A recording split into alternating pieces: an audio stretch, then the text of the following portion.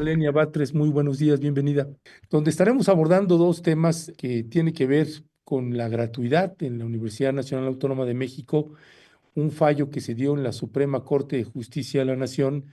Ministra Lenia Batres, ¿qué fue lo que sucedió y qué dimensión darle a esta situación?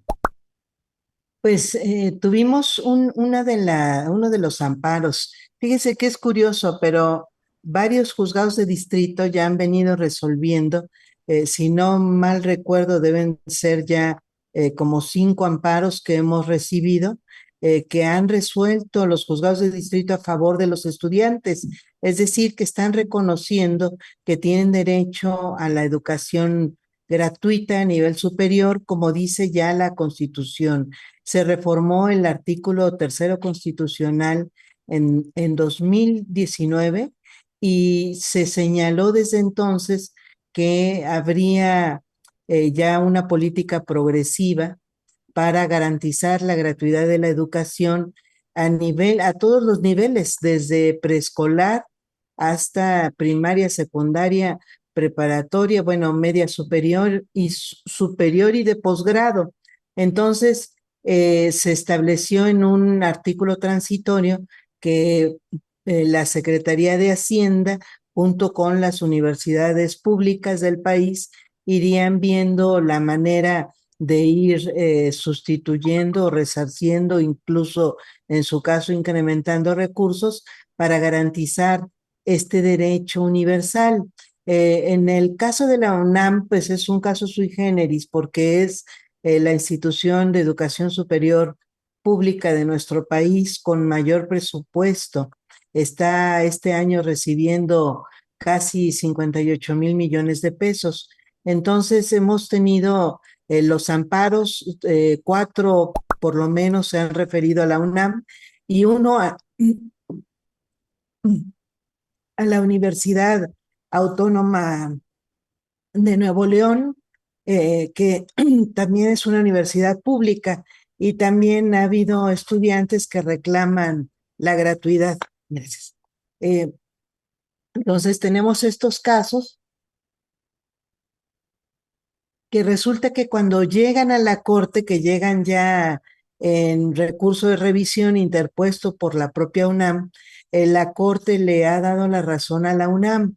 Sin embargo, cuando vino el cambio de la rectoría, yo me atreví a ir a la UNAM a preguntar específicamente si en el caso que eran los juicios que hasta entonces teníamos, si en el caso de los diplomados para la titulación de estudiantes de licenciatura, aplicaba esta necesidad que supuestamente tiene la UNAM para obtener recursos de los estudiantes y que si no podía asumirse como una modalidad, al ser una modalidad de titulación, pues una modalidad gratuita como todas las demás.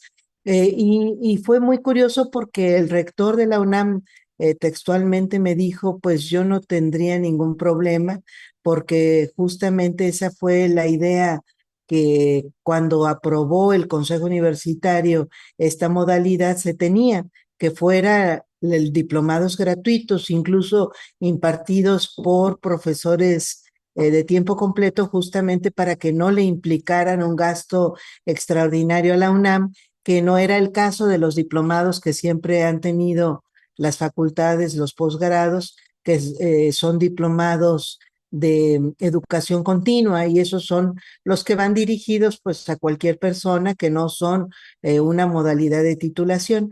Entonces fue por esta razón que les propuse a los ministros de la segunda sala que en los casos que teníamos en ese momento, teníamos uno específicamente de titulación por diplomado y en los días posteriores recibimos otro más, que es este, de un estudiante que se estaba quejando de que en una especialidad se le estaban cobrando 5,000 pesos para su inscripción y no se le quería hacer válida la cuota voluntaria que él justamente quería hacer válida como parte de su derecho a la educación pública gratuita. Se discutió, perdimos el asunto del diplomado porque ningún ministro estuvo de acuerdo en que se le consultara incluso oficialmente a la UNAM para obtener pues esta razón que nos daba el propio rector. Y sin embargo, en el caso del estudiante que se quería graduar de la especialidad, en este caso accedieron los ministros a votar a favor, incluso el voto que hizo el desempate en la segunda sala, que somos o éramos 5 integrantes, fue el voto del el ministro Luis María Aguilar, y por cierto que fue el último voto que tuvo en la segunda sala, es decir, fue un voto a favor de la gratuidad de la educación. Sin embargo, cuando vino ya el proyecto en definitiva, se vuelve a votar porque finalmente se había rechazado el anterior y a la hora de votarse se obtiene nuevamente un empate porque ya no estaba el ministro Aguilar y viene otro ministro, el ministro Juan Luis González Alcántara, de la primera sala a desempatar, y ahí es donde perdemos este asunto. Yo lo lamenté mucho porque finalmente, pues en lugar de ir generando criterios favorables para el cumplimiento de este derecho humano a la educación universal, pública, gratuita, también a nivel superior y en este caso de posgrado, pues fue pues ya un criterio incluso retrógrado porque ya habíamos obtenido el voto favorable sobre el criterio de la gratuidad. Entonces, pues es el estatus en el que estamos. Vamos a tener que seguir peleando este tema. Yo voy a estar elaborando para los próximos casos. No tenemos ahorita nosotros en ningún caso en específico en la ponencia que encabezo sobre este tema, si no ya lo hubiera planteado, pero voy a trabajar sobre un planteamiento que nos obligue a consultar a las instituciones de educación superior, que sean ellas las que nos digan que no pueden pagar, porque en estricto sentido lo que teníamos hasta ahorita o lo que tenemos, porque todavía es probable que sigamos en este caso, en el caso específico de la UNAM, pues quien interpuso los recursos de revisión fue la rectoría anterior, no la rectoría actual. Entonces, por eso el cambio de opinión sí puede ser muy importante. Entonces, voy a impulsar esta posibilidad pues más fuertemente, a ver si lo logramos, pero no puede ser que los juzgados de distrito sean más progresistas, más garantistas y más conscientes de la realidad social y del respeto de los derechos sociales que la propia Suprema Corte. Ya, perdón, tenía el micrófono silenciado. Gracias, gracias, ministra. Nada más para cerrar sobre este tema, ministra. En términos legales o de batalla legal, por tanto, ¿qué es lo que todavía se puede hacer? ¿Esto que va a estar usted haciendo o hay algo más que se puede hacer ahí? Pues por lo pronto, lo que pasa es que la única oportunidad que tenemos de verlo es a través de los recursos de revisión, de amparos específicos que son juicios individuales. En este caso, como es una reforma constitucional, pues no hay siquiera acciones de inconstitucionalidad u otro tipo de recursos. No puede haber tampoco contradicciones de criterios de tribunales colegiados y entonces la única oportunidad que vamos a estar teniendo de poderlo abordar, pues es a través de los propios amparos. Ojalá que muy pronto podamos pues tener un criterio obligatorio que force a las instituciones de educación superior justamente a tener medidas tendentes a la progresividad, porque yo creería que sería suficiente con que nosotros otorgáramos el amparo a quien lo estuviera solicitando en términos actuales, pues han sido casos muy contados que no tienen o no tendrían, y estoy segura, ningún impacto en la UNAM o incluso en la Universidad Autónoma de Nuevo León. Es decir, esta progresividad la podríamos ir logrando con los propios casos que nosotros vayamos aprobando en términos de juicios de amparo. Pero si no, si viniera la ola que dicen los ministros que va a venir, si nosotros vamos concediendo el amparo a los estudiantes, si viniera una cantidad muy grande, pues entonces yo creo que se da esta oportunidad de que emitamos criterios en los que vayamos empujando o impulsando a que la autoridad asuma realmente esta gratuidad o esta progresividad, es decir, que haya medidas tendentes a ir disminuyendo estos pagos y a ir, eh, digamos que solventando por sí mismas las instituciones o justificándolo, pues sí, por lo menos informándonos de tal presupuesto, no podemos nosotros porque se va en la plantilla laboral, porque ya se tenía contemplado, por cualquier razón, porque la eficiencia terminal es tal, que se informen en este caso a esta autoridad eh, por qué no puede estar cumpliendo una universidad determinada con la progresividad en la gratuidad, lo que significa disminución de cobros que se hacen o que se han hecho durante mucho tiempo a los estudiantes de licenciatura y posgrados. Ya, gracias, ministra Lenia Batres. Ministra, hay otro tema que también se estuvo ahí viralizando y se le fueron otra vez encima para no perder la costumbre, y tiene que ver con un video que estuvieron circulando en donde pues se le señala a usted, dice textual, un analista político y otros periodistas que estuvieron publicando: Lenia Batres propondrá al Pleno de la Segunda Sala una sentencia que declarará infundado un recurso de reclamación que la Comisión Nacional de Derechos Humanos interpuso. Después, en este video, que vamos a pasar ahorita un fragmento de este video, donde usted se excusa y entonces hay un manejo ahí pernicioso. Leímos también respuestas de Netzaí Sandoval y clarificaciones en muchos sentidos.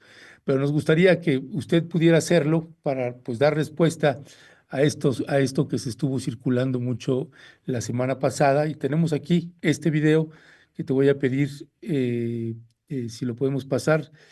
El video, Lenia Batres, caso CNDH, por favor. Ministra Lenia Batres, usted pidió la palabra. Sí, muchas gracias, presidente.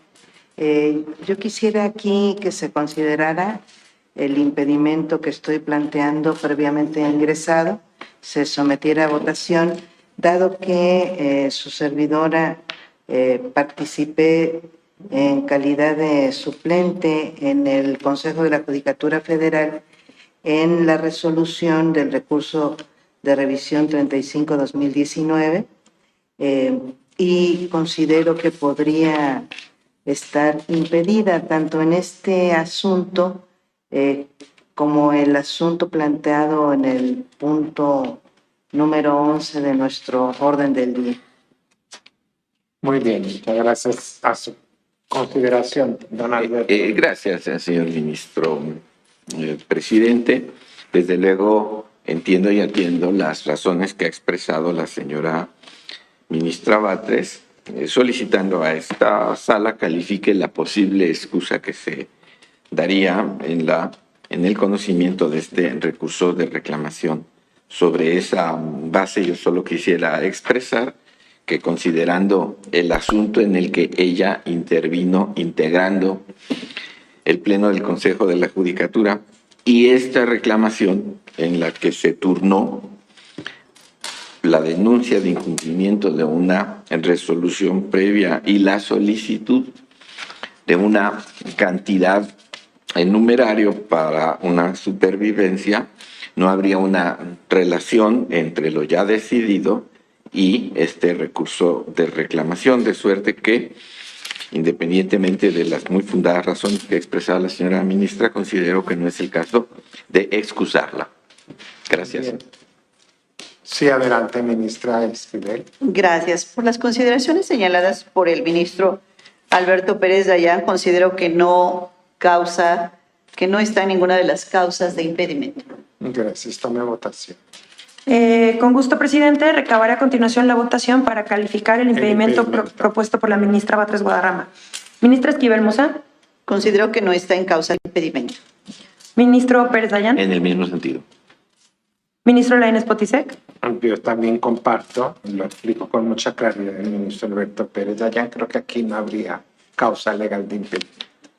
Ministro presidente, le informo que la votación arroja que no es legal el impedimento planteado por la ministra Batres Guadarrama y en consecuencia se encuentra en aptitud de emitir su voto en cuanto hace a los resolutivos propuestos. Muy bien. Toma ahora votación de los resolutivos propuestos. Recabo votación. Recuerdo que los resolutivos son: primero, es infundado el recurso de reclamación, y segundo, se confirma el acuerdo recurrido. Ministra Esquivel Moza. Con el proyecto. Ministro Pérez Dayán. De acuerdo con el proyecto. Ministra Batres Guadarrama. A favor del proyecto. Ministro Lainez Potisek. Con el proyecto. Ministro presidente, le informo que existe unanimidad de 4 votos con el sentido de la propuesta. Aprobados con esa unanimidad. Ahora sí, identifique, por favor. Ministra, Hay un error completo del que apenas me estoy enterando porque no sabía yo que la persona que había dado a conocer lo de mi posición sobre el caso de la CNDH lo había revuelto con este impedimento. No, este impedimento no tiene ninguna relación con eso. Es un impedimento que se relacionaba con un asunto de una sanción de un servidor público que me tocó a mí dirigir en el Consejo de la Judicatura Federal. Resulta que como habían votado todos los ministros la sanción en un recurso de revisión, le llamamos revisión administrativa, que son pues las apelaciones que se pueden hacer contra sanciones que emite el Consejo de la Judicatura Federal. Resulta que como todos habían votado, ninguno podía dirigir esa sesión en el siguiente cumplimiento que tenían que hacer en el Consejo de la Judicatura. Entonces yo acudí en sustitución de la ministra Norma Piña a dirigir esa sesión y emití mi voto al respecto, que fue un voto relacionado o un voto a favor de sancionar a ese servidor público. Entonces esos 2 recursos que votamos, que solicité que se me declarara impedida, fue por eso, porque yo no puedo participar. Se asume que uno puede ser juez y parte en esos casos y pues podría tener que declararme impedida. Por eso lo planteé. La segunda sala decidió que no y decidió que no, asumiendo que no era el fondo del asunto, sino nada más una reclamación posterior de este servidor público, y por eso es que no me declaran impedida, pero no tiene ninguna relación con el caso de la CNDH. En el caso de la CNDH, pues se relacionaba con darle facultad o con asumir que tenía facultad para que regulara violencia de género.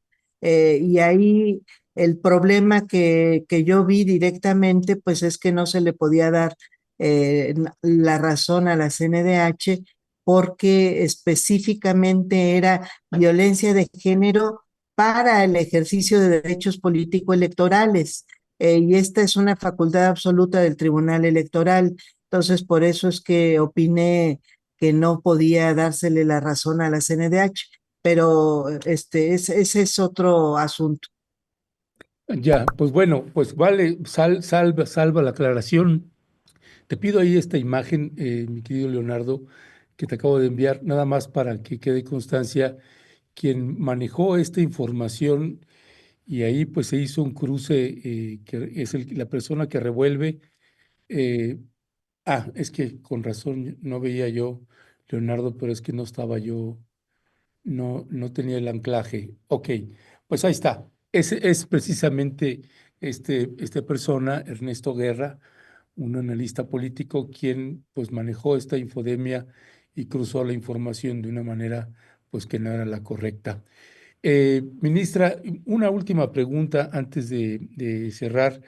Pues bueno, ¿cómo está usted valorando ya el cierre final que se tiene? Pues se acerca ya el mes de junio, se acercan las votaciones para elegir nuevos ministros, magistrados, jueces y demás. ¿Cuál es el balance que está teniendo ahorita con todas las campañas que vemos que no cesan? Eh, ¿Cómo lo está sintiendo ahora? Eh, Personalmente, esas campañas en contra, pues son duras, son fuertes, pero creo que van acomodándose cosas. Hay, creo que cada vez más claridad de la necesidad de la reforma judicial, cosa que es muy importante. Hay más claridad y también hay pronunciamientos más claros de las y los ministros hacia esa reforma.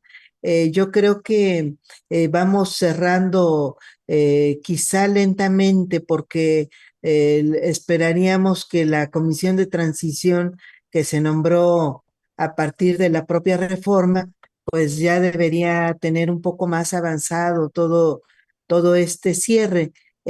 No se mira mucho todavía en términos administrativos. Eh, el día de hoy justamente está contemplándose tomar ya algunos acuerdos de calendario. Estaría proponiéndose que en el mes de mayo cerremos las dos salas, y estaría también proponiéndose un acuerdo de entrega-recepción de expedientes y de la totalidad de lo que pues estará haciendo esta última generación de ministras y ministros en el marco de la reforma de 1994. Entonces creo que va a ser, pues a partir de ahora, pues puede agilizarse, esperemos que así sea, que podemos estar visualizando administrativamente ya el corte. Podríamos decir que se han tomado algunas medidas que han presionado administrativamente. Entendemos que tanto a los tribunales y a los juzgados, pero aquí particularmente en la corte, pues lo vemos, que quizá no parecieran tan razonables porque han estado apretándose mucho las labores de los trabajadores. Algunas prestaciones, como comentamos, pues se disminuyeron, el comedor, en algunas cosas se han disminuido víveres o algunos utensilios o algunos bienes muy elementales de trabajo. Por eso sería positivo que se vaya abordando en el marco de esta comisión de transición y se nos vaya informando. Ya se comprometió la ministra Piña a hacerlo porque se están tomando estas medidas y qué otras medidas se estarán tomando hacia el final del mes, pues ya no solo de junio, que será la elección, sino ya hacia el mes de agosto, que es cuando tendremos que hacer el cierre y la entrega específica a una siguiente administración y a una nueva generación de ministras y ministros. Pues vaya desafío y lo que se nos avecina y más teniendo además en tiempos de Donald Trump, pues vaya que si se ha enrarecido y complejizado todo, ministra Lenia Batres, y le agradezco muchísimo que nos haya tomado la llamada, como siempre. Un fuerte y fraterno abrazo y seguimos al habla. Un abrazo, Ernesto. Un abrazo al auditorio. Buen día. Gracias. Buen día, hasta pronto.